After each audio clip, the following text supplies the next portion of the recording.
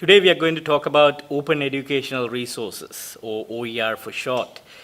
And in this particular video, I will be explaining to you certain aspects you need to take care of before going down the OER route.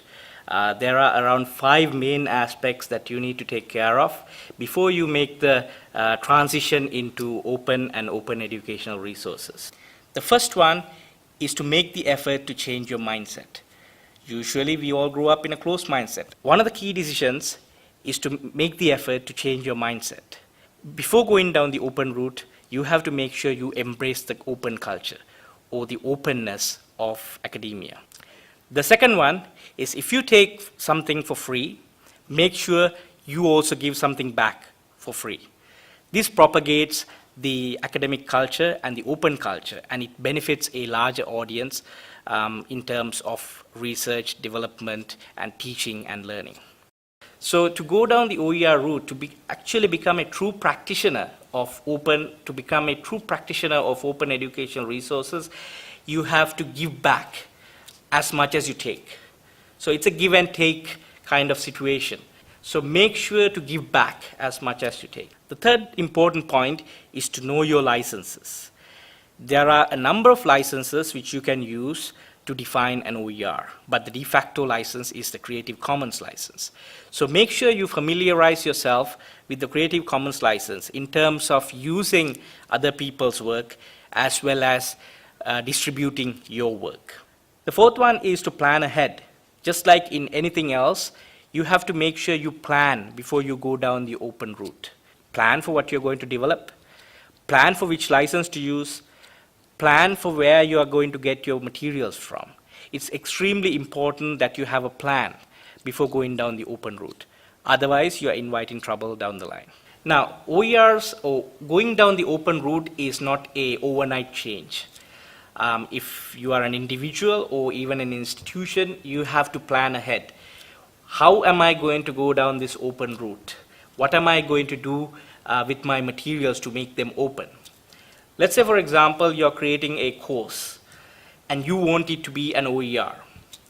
Now, in the planning stage itself, you have to make sure you take the decision to make that particular course material an open educational resource. That's the first decision. Once you make the decision to make it an OER, then you have to use an appropriate license. You need to think, do I want to give this in the public domain? Do I want to release it into the public domain so that anyone can use it without even giving me credit? Or do I want someone to give me credit and use it for whatever purposes they want? Or if it's an institutional course or a resource, then do we want other people to make money out of it? Or do we want to restrict them? Or do we want people to just stick to what we have created and make no derivations, make no changes to it? So all of those decisions have to be made upfront.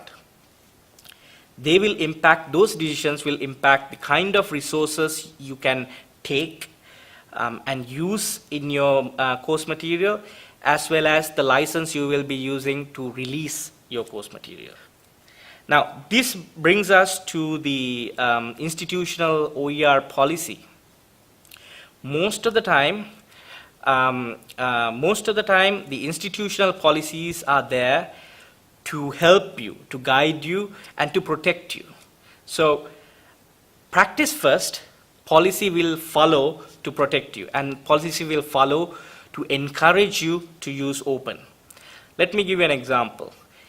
If your institution doesn't have a OER policy at the moment, it's okay. You don't need to wait for the policy. Go and start practicing OER.